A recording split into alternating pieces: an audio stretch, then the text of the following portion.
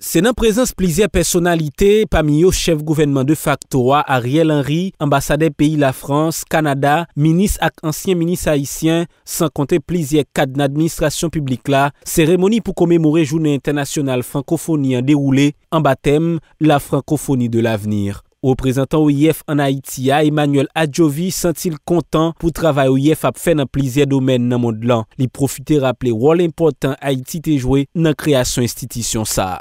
La célébration du 52e anniversaire de la création de la francophonie institutionnelle est l'occasion de saluer le rôle de premier plan que votre pays, j'allais dire pays nous, a joué dans cette belle aventure humaine et institutionnelle.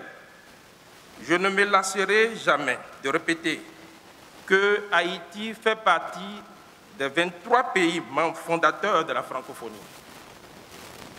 et que le pays de Dessalines a contribué à l'érection de la langue française au rang des langues de travail des Nations Unies grâce à l'action résolue du vénérable sénateur Émile Saint-Lô de regrettée mémoire.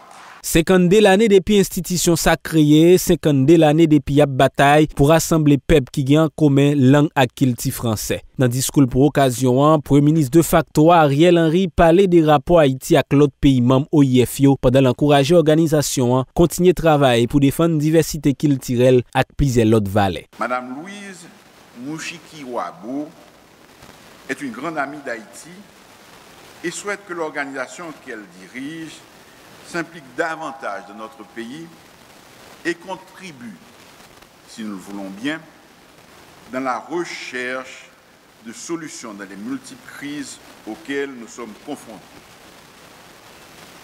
Le dialogue, la démocratie et l'état de droit, la sécurité, les questions électorales,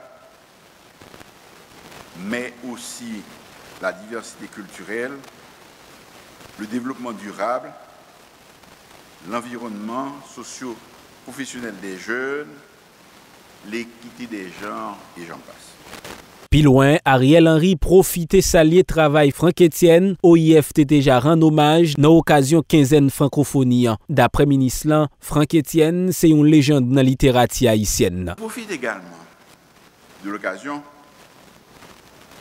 pour saluer l'œuvre de Franck Etienne, qui a été récompensé par le prix de la francophonie de l'Académie française.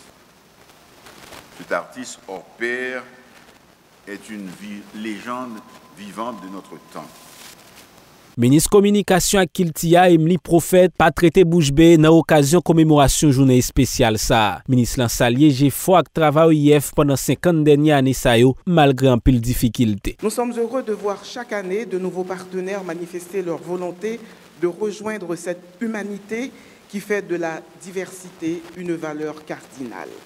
Nous avons bien dit humanité parce que c'est de cela qu'il s'agit.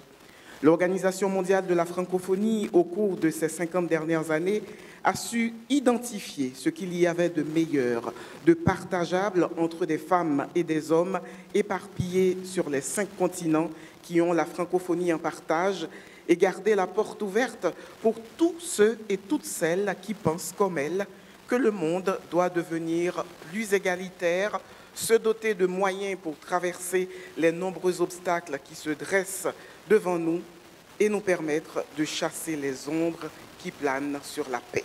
C'est dans l'année 1970, dans le pays Niger, représentant 23 pays signé traité qui a créé l'Agence de coopération culturelle et technique ACCT, qui en 2005 a changé de nom pour une organisation internationale francophonie OIF. Chaque année, dans la date 20 mars, il a célébré Journée internationale francophonie. Une occasion pour tout francophone dans le monde à affirmer solidarité avec volonté vivre ensemble malgré toute différence et diversité.